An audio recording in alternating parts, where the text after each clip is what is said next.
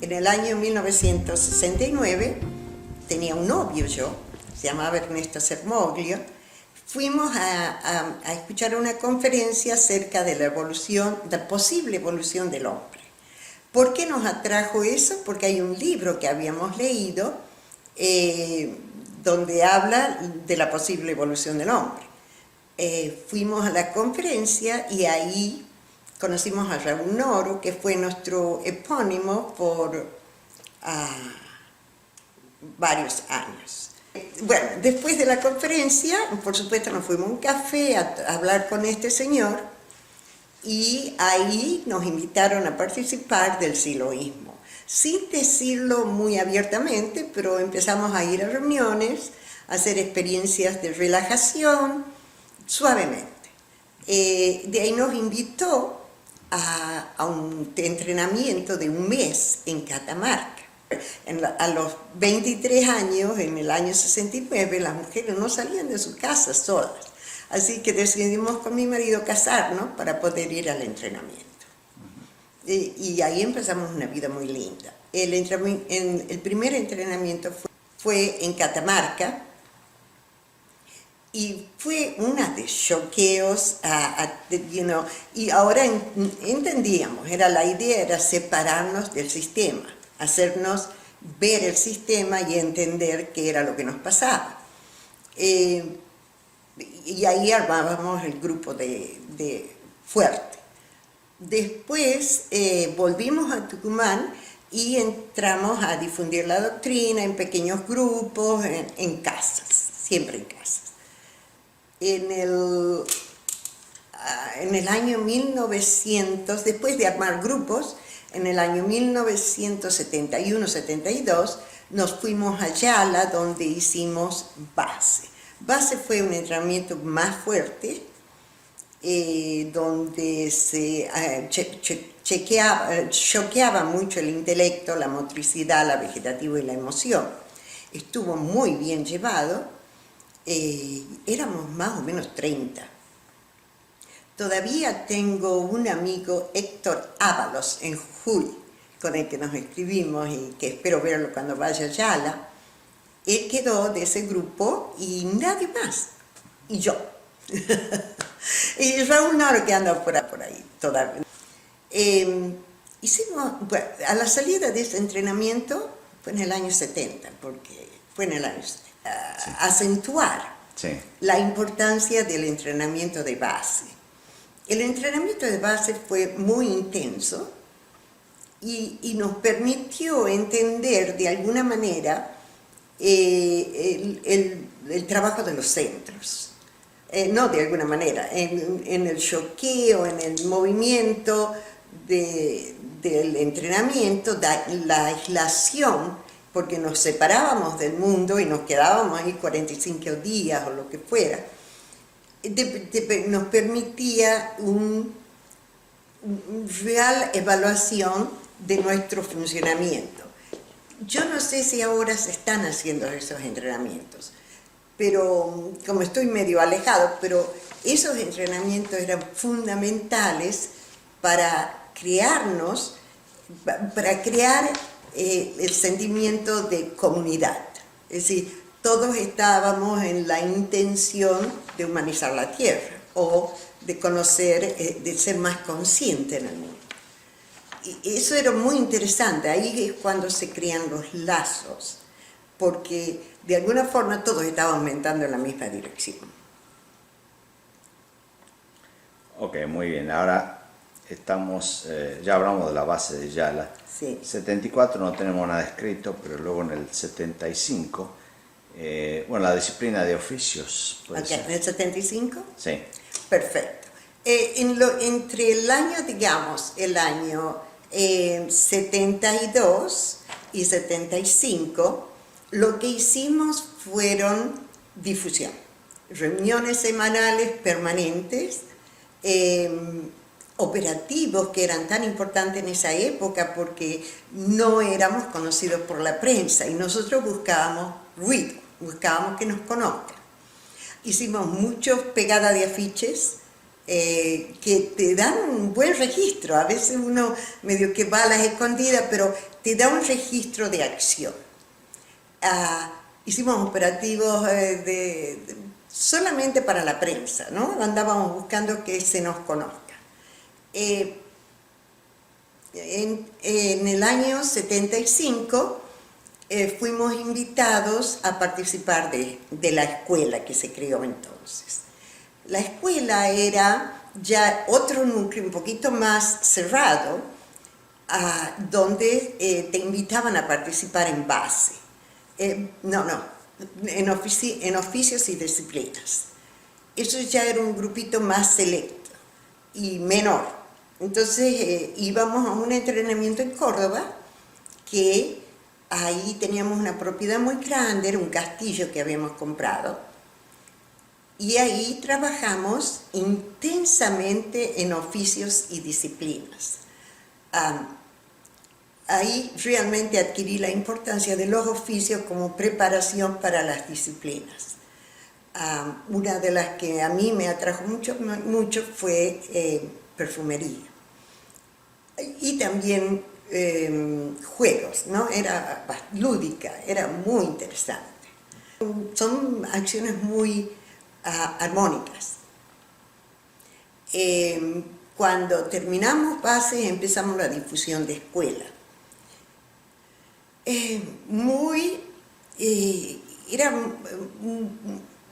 Escuela era un poquito más cerrado, nos creíamos únicos, pero era la intención también. La intención era separarte del medio. Antes un poquito snob quizás, pero esa era la intención.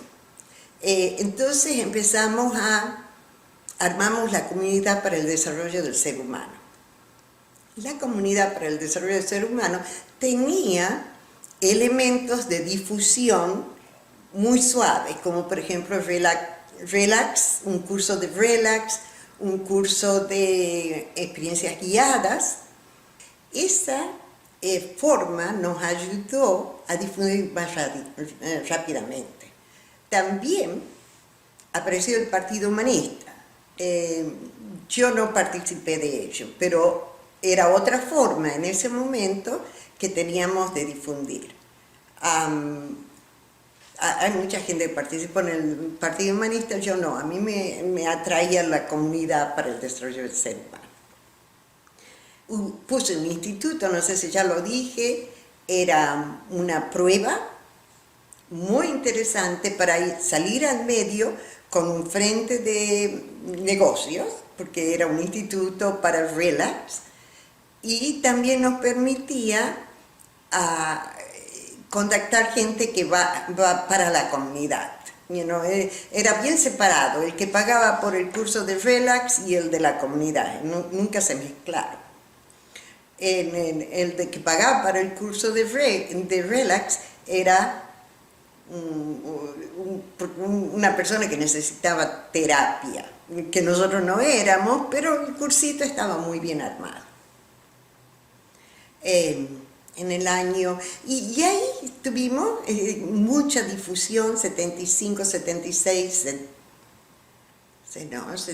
78, y en el 79, que no fuimos, se hizo la conferencia en Canarias sobre el sentimiento religioso. Eso realmente nos interesaba ir, no pudimos ir. Entonces recibimos los TEP. La conferencia nos mandaron 2 cassettes muy interesantes. Entonces en el año 79 fui a pasar Navidad con mi familia en Jujuy. Ernesto no fue porque él estaba cansado, así que se quedó en Tucumán. Y en esa Navidad yo llevé los tapes del sentimiento religioso para difundir a 2 amigos, Raúl Noro y Mesple, el médico, creo, un psiquiatra. Tuvimos una cena, escuchamos los cassettes, muy interesante la conferencia. Cuando salimos nos estaba esperando la policía en la puerta de la casa. Estaban ahí desde, nos llevaron detenidos a Raúl Noro y a mí. Nos tuvieron detenidos por 2 días, con un montón de acusaciones, que éramos de la CIA, que quién nos pagaba, que éramos comunistas, que éramos de una secta. Querían saber, pero no tenían nada claro qué éramos. Pero al final de todas las acusaciones, lo que más les resonaba al sistema, éramos comunistas. Así que eso fue lo que yo al principio no me di cuenta que era tan importante para el sistema, porque la segunda vez cuando me fui a Tucumán, el 6 de enero, ya fui detenida en mi casa por militares.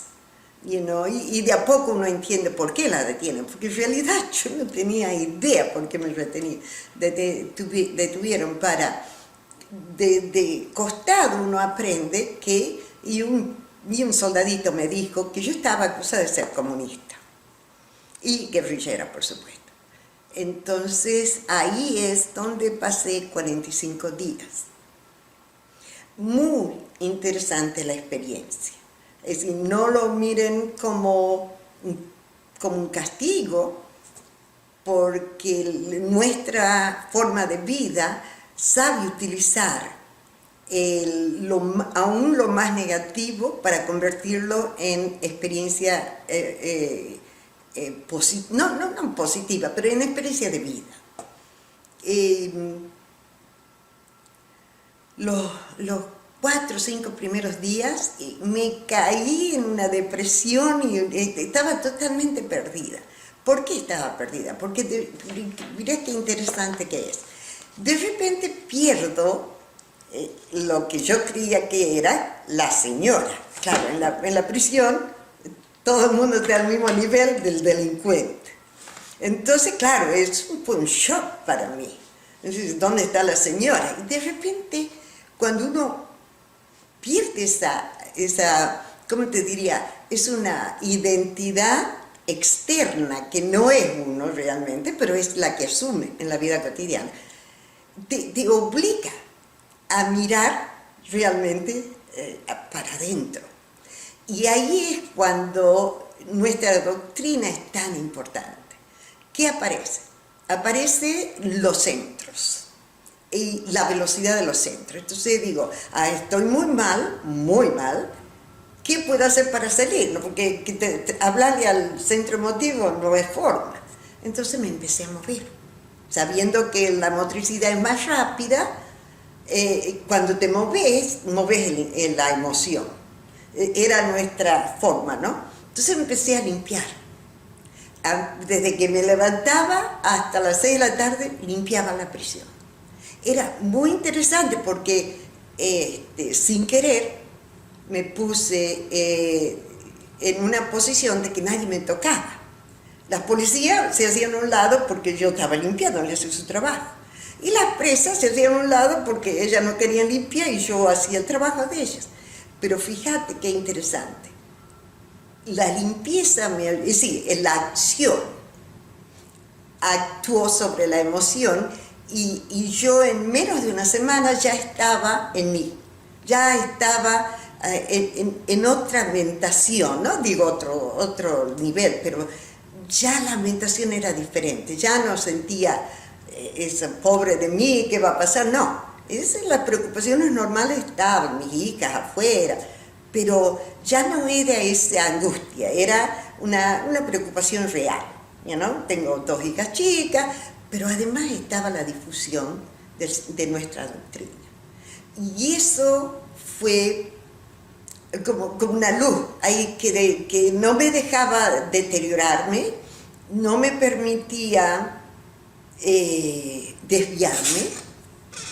Y yo los recuerdo como los mejores, como muy buenos días, a pesar de las condiciones, a pesar de esas condiciones tan primitivas. Yo tengo recuperé una experiencia muy positiva de ahí. Me ayudó, no te digo a ser despierta de ninguna manera, pero me ayudó a conocerme, me ayudó a ver todas las capas esas de la personalidad que uno se las cree. y me ayudé a recuperar lo real en mí. Eso es lo que la doctrina promueve, pero ahora no sé, ustedes me dirán si lo que se está haciendo hace a ello. Yo por lo que veo es un poco más suavecito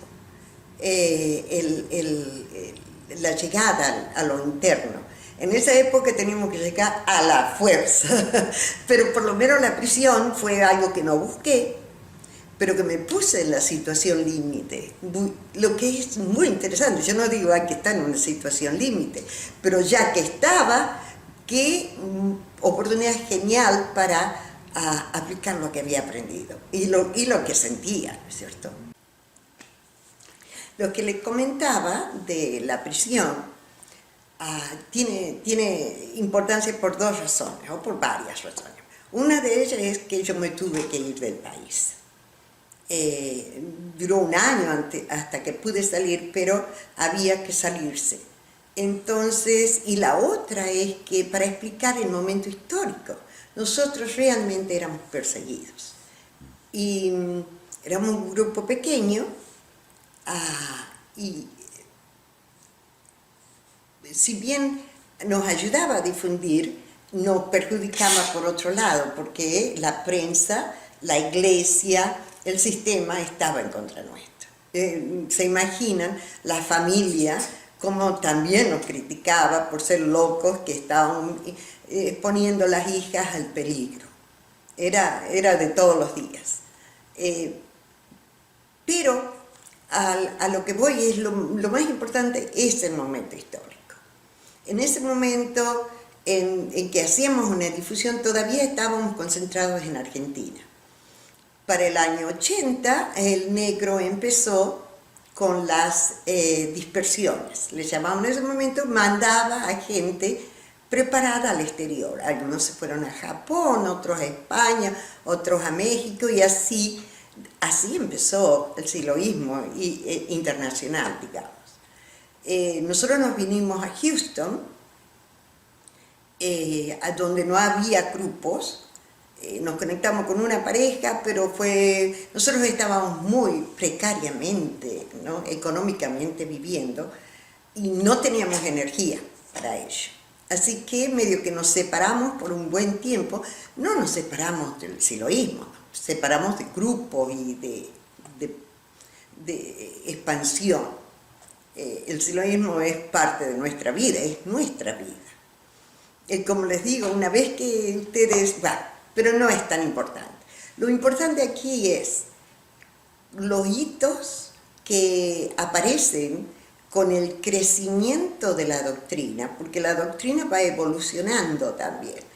Y la última parte en Argentina era la comunidad. Y ahí se abre todo un sistema de ceremonias tan importantes.